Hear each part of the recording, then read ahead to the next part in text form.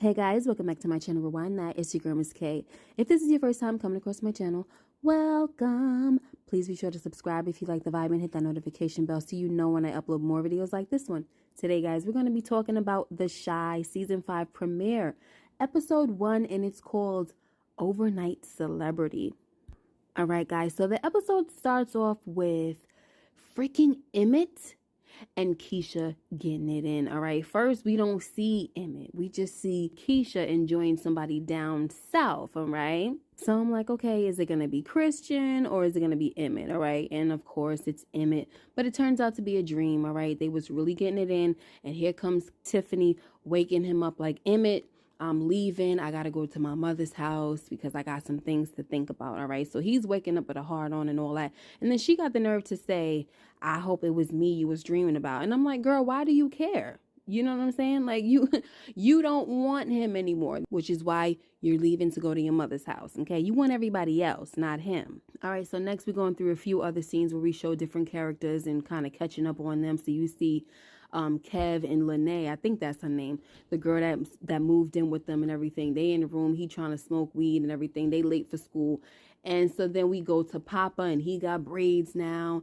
Then we go to Jake and Shad and Trig, and they're having breakfast and they praying over their food, but there's no Imani. So I was wondering about that, and we find out later on that she is in St. Louis, I believe, because her mother is sick. All right.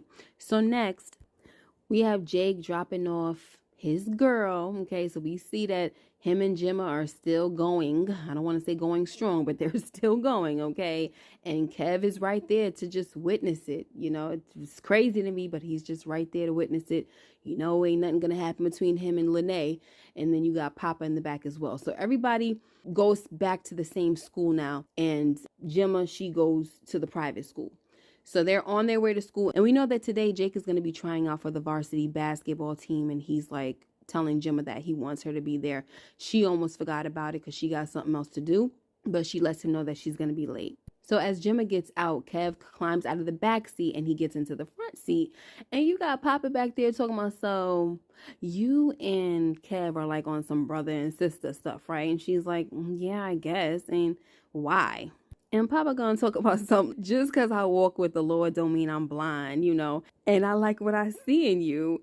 And this girl gonna say, close your eyes. And Papa said, who hurt you? I love how this kid is so just like philosophical with everything. You know what I mean? But he right though, shoot. She do act like she really got hurt a lot, because the way she responds to stuff is just, it's so like on the defense all the time. But she's so cute though. Somebody got to break down them freaking walls though.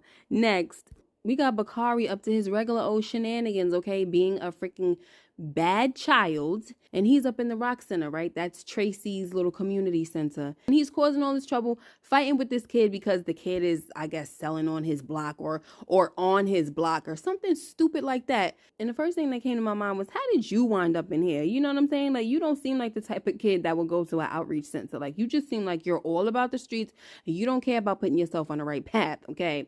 So first, Tracy is trying to break up the fight. Then we have Trig and Shad come in. And they break it up. And Shad slams the crap out of Bakari, okay?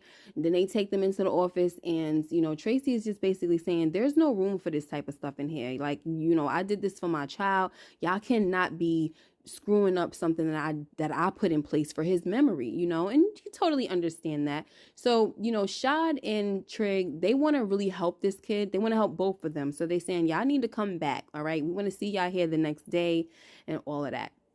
So when they leave, Tracy tells Shad and Trig that she don't want no killer up in her, you know, community center, because she knows that he's the one that killed Ronnie. And Shad was like, oh, shoot, I didn't know that. But even still, they want to help him. You know, he's a lost kid. And Tracy was like, I have the right not to want the man that killed someone that I love. Like, I have the right not to have that person in my center. And, you know, I think Trig was just like, you know, he's not a man though, you know, he's a kid. And that's a really hard place for Tracy to be in.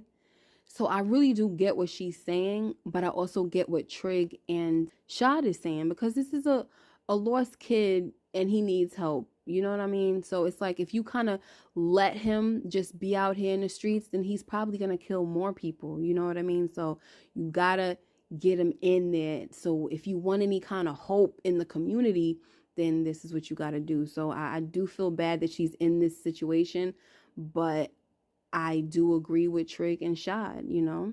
Next, Tiffany shows up to her mother's house with all of these bags and stuff. And her mother's like, why you got so many bags? I thought you was only staying for a few nights or whatever.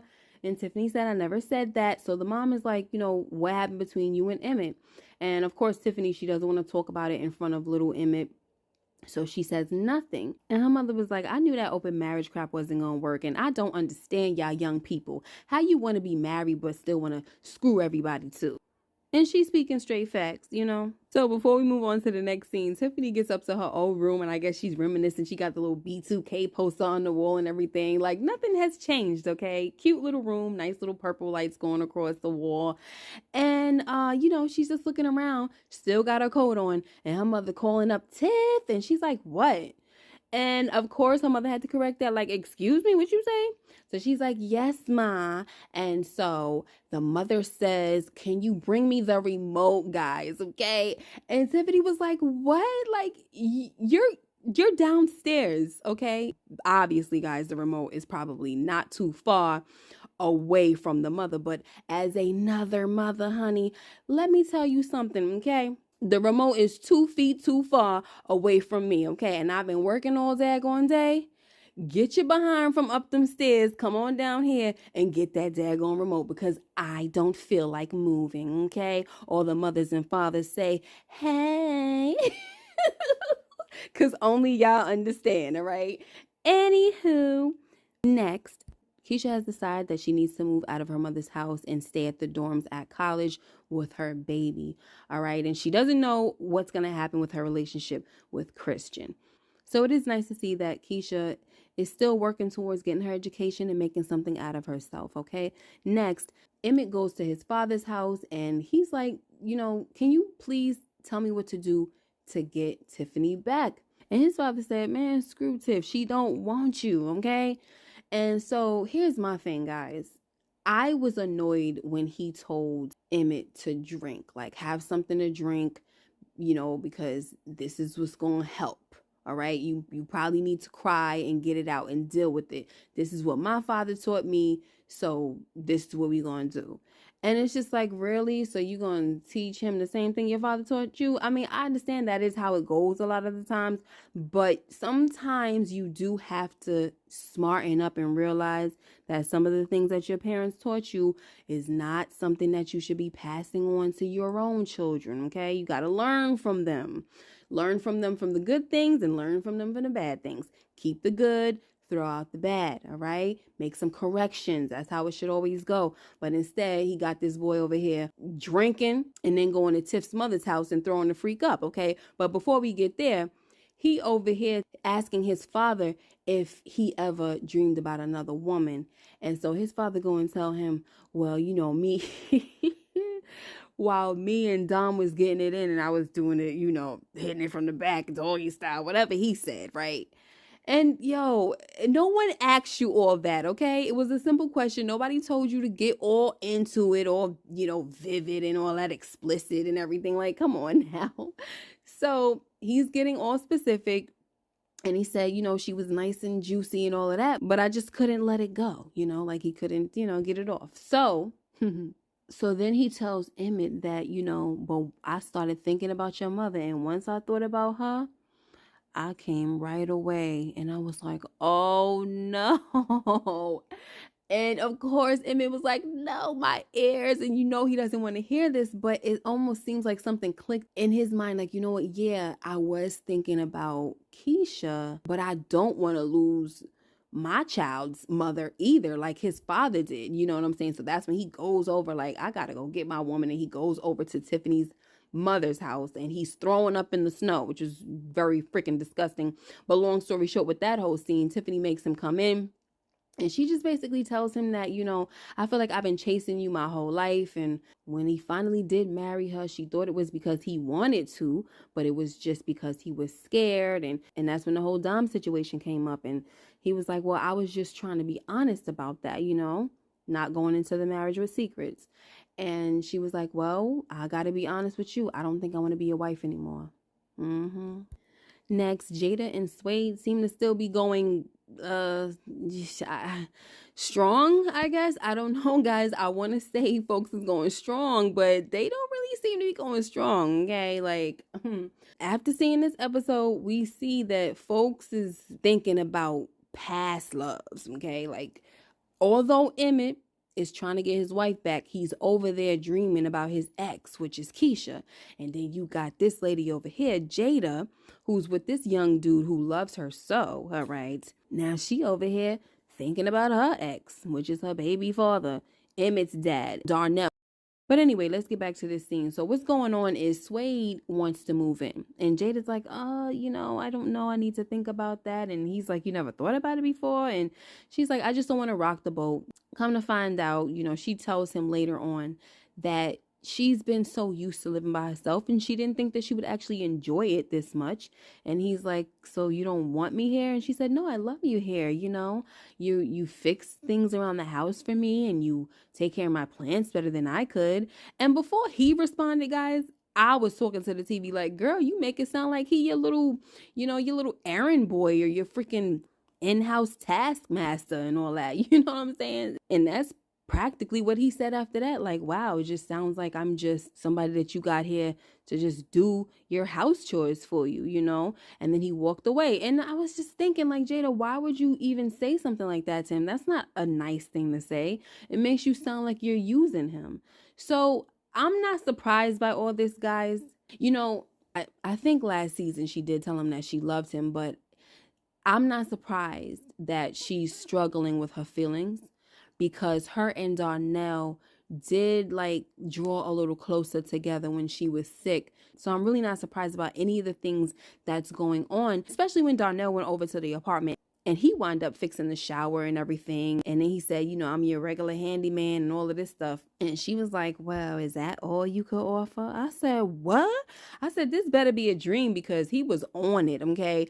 All up in her face and they start kissing and everything. I was like, oh my gosh, is this another dream? But it wasn't a dream. And it made me wonder, did they already get it in? Now, I know last season, I think he was massaging her feet and all of that stuff. So, that was just kind of like a little inclination or a little hint that this situation could go somewhere else in season 5. And that's what it looked like it's about to go, guys. So we will see. I mean, I like Suede, but if Darnell can change, I don't think I would mind seeing him and Jada together. But the most funny part is when she stopped them from kissing and, she's like, no, I can't do this. We both have someone. And he was like, man, F them kids. And I was like, I was cracking up because I know there's supposed to be some type of popular video out where somebody's saying F them kids. I don't really know. But the way he said it is funny because they're both dealing with youngsters, right? So I just really got a kick out of that. But let's move on, guys. Next, Keisha is over at Tiffany's mother's house and she's sitting there texting Christian and Tiff is texting Rob, okay? And Tiff just want to be out here single, all right? That's the only reason why she don't want to be Emmett's wife anymore, because she just want to be out here single. That's it. She want to go back to her old hoe ways, okay? That's the truth of the matter, okay? Now, here goes this little conversation. I see that they're still close and all of that. And my thing is, I just kind of hope that their relationship doesn't get messed up because she's going to end up back in bed with Emmett for real and it won't be a dream. And obviously I'm talking about Keisha. Okay. Now Keisha is texting Christian and Tiffany is over there saying that, oh, he's weird and everything, right? And Keisha's like, why? Because he's nice and all that. And Tiffany makes a good point that if his weirdness doesn't bother you, and of course I'm paraphrasing, if his weirdness doesn't bother you, why you don't want to make him your man, So we find out later on that she is going to break it off with him because she feels like she wants to just focus on her baby and her, her life. She wants to know herself before being in a relationship, which is totally understandable. But, it's actually sad. She sent him a voice message when she did this because she said she wanted him to hear the tone of her voice. And that was really considerate of her, and he took a while to respond.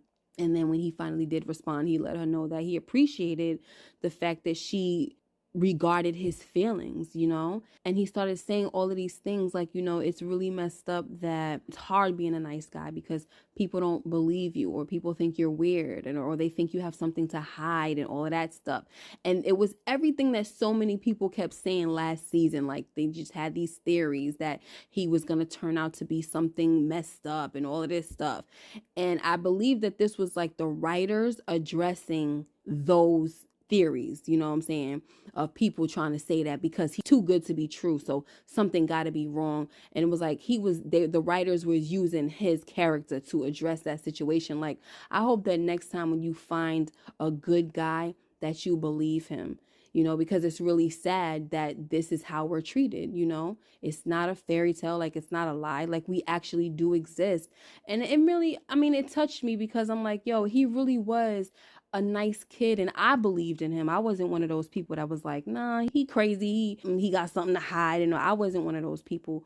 But I do agree that it's sad that just because a man is nice, that he has to have something to hide. That's sad that people got to think that way. But anyway, so she let him go.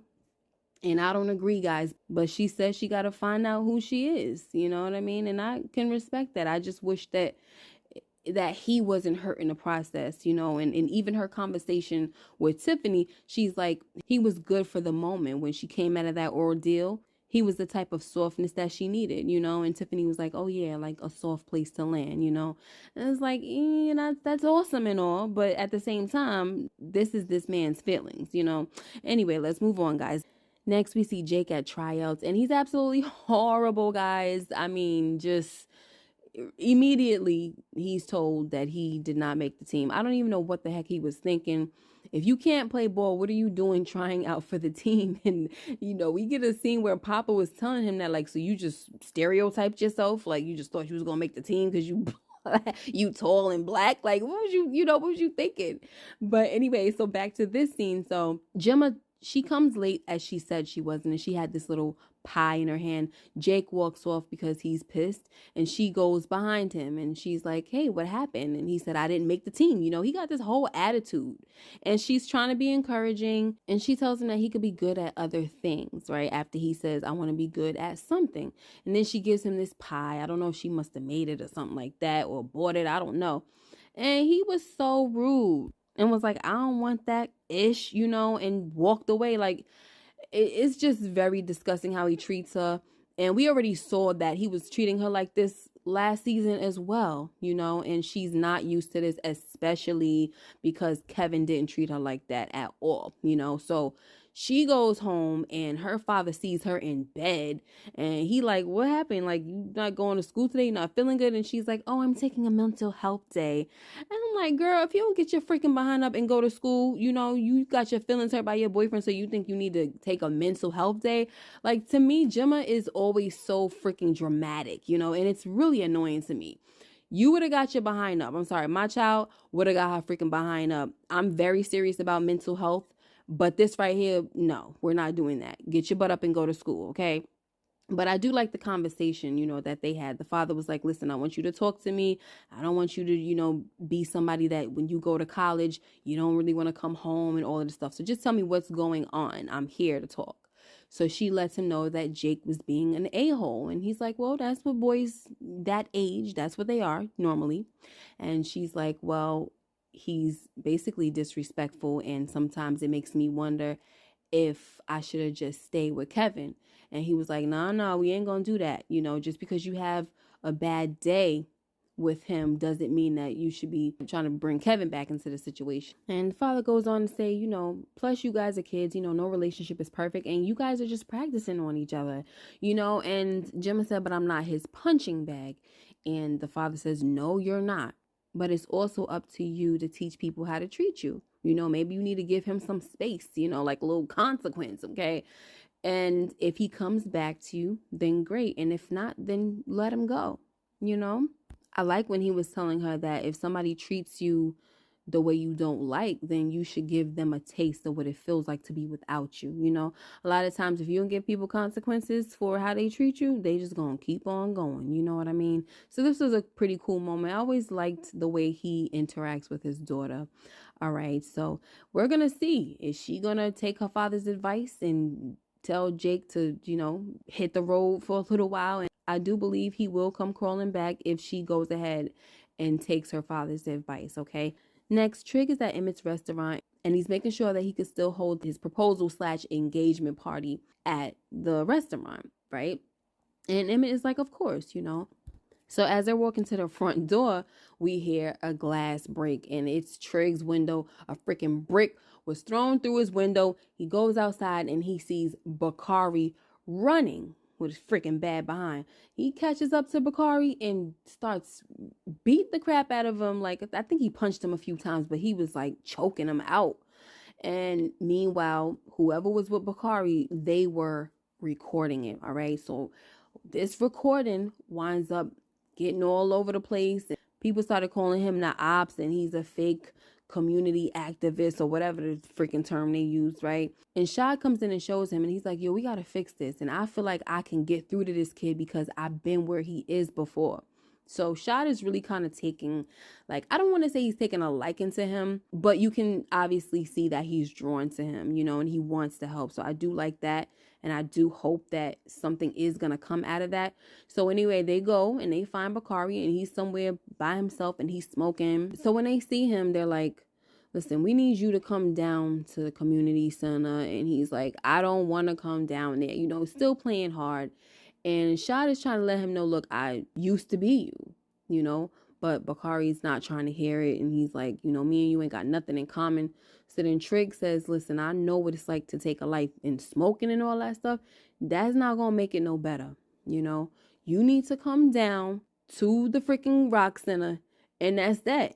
And Shad was like, yeah, I better see you down there, because if not, I'm going to come looking for you, and you don't want that. So what I have to say to this is that I'm hoping that Bakari is going to turn over a new leaf and change. Like, I really want them to be able to get through to him, because I can't stand seeing this kid always playing a bad kid. Like, you see him on Force and he played a bad kid, but then you kind of saw like a softer side to him and everything. So I like that. I like seeing that. He's always been like a little neighborhood terrorist on TheChi.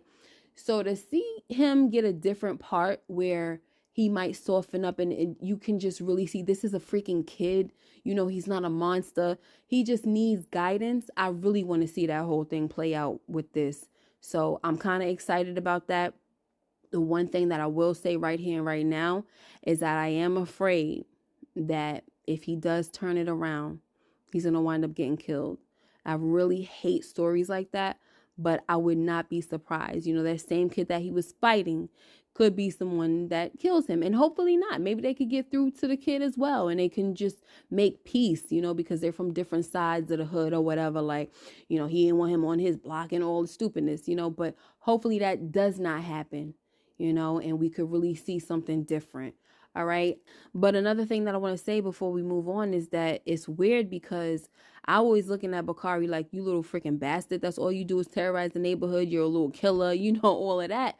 But I never thought that maybe he could be dealing with like the aftermath of that, and that maybe he never killed anyone before and it's eating him. Like, even though it seemed like he wanted to do it and he was happy about doing it, maybe he actually has a guilty conscience, but we'll see. Next, Tiffany takes her child to Rob's house so that they could stay there for a little while. All right. Y'all, if y'all been following me since last season with TheChi, and maybe even before that, especially last season, y'all already know Tiffany gets on my daggone nerves, okay? Like, I was starting to like her, and then she did all that open marriage garbage and, everything that she's been doing. I just can't stand it. And now she's over here with Rob, and she got her baby there. So, well, we going to see how all of this is going to play out. That's all I got to say about it for now, because I'm not going to go too hard on her yet. Next, we get to Emmett's restaurant, and they got it all decorated up, trying to make it like a little winter wonderland. It's kind of cute, and we see a woman coming through the door, and they think it's Imani at first. But when I see the back of the lady's head, I'm like, that don't look like Imani. I just kind of could tell that it wasn't her. So he gets on one knee and his facial expression changes, and he realizes that it's not Imani, and he wants to know where she is. And the girl says, I'm sorry, she stayed back in St. Louis because she saw that video. And I was like, man, that's some bull crap, okay? Imani knows this man, so that means she knows his heart. Obviously, she should have reached out to him, and she should have called him and said, what the heck was all that about, Trig? You know what I mean? So I kind of feel like that was weak as crap. If Imani's not going to be on the show anymore, that's fine, but they should have came up with a better excuse, because that right there, I just feel like they're a little better than that, and Imani definitely is a communicator. So I don't feel like she just wouldn't have showed up. And that's not a judgment against the show. It's just me saying I don't like that excuse. I think she could have came harder. All right. But that's that. And I'm not surprised that Imani wasn't in this episode, because even in the trailer, she was nowhere to be found. So I really don't know what happened with all of that. But we will see how this is all going to play out with him being without her in this season. So now we get to the last scene, and we got Tracy on the couch watching, waiting to exhale, and somebody knocks on her door. She freaking opens it, and it's her baby's father, okay? The real daddy. And he talking about something, I came to finish what I started. And I'm like, well, what the heck did you start that you need to finish? Like what? And you, as far as I knew, you came to find out who killed your son. You found out, you handled it, and you left. So what more? I mean, I'm lost with that one. All right. And then right next to him pops up Duda. And it's like, oh my gosh. So he said, I came back for you. Whatever. We'll see. I mean, I don't really know what his role is going to be in this season, but I'm definitely ready and willing to find out, guys. And that's how the freaking episode went off. But that just goes to show that Duda and her baby father, they know each other. And I guess they was working together some way, somehow. And we gonna find out, won't we? All right, guys, that's the video for today. Let me know what you guys thought about the season premiere of TheChi, season 5, episode number 1. Make sure you like, comment, and subscribe if you haven't already, and hit that notification bell so you know when I upload more videos like this one. Until next time, you guys take care and be blessed, and I'll see you in the next video. Bye-bye. Okay, guys, before I get out of here, for real, I just wanted to ask y'all real quick, the people that have Alexa. When Darnell told Alexa to play anything Earth, Wind, and Fire, did yours talk? Because mine, she talked, but she didn't know what he was saying, so she couldn't play anything, right? But when I went back to watch it for the second time around, she heard him clearly, all right? And the song that she chose was Love's Holiday. All right, so your turn. If your Alexa turned on when Darnell told his Alexa to play anything Earth, Wind, and Fire, go ahead and let me know the song that your Alexa chose. Talk to you later.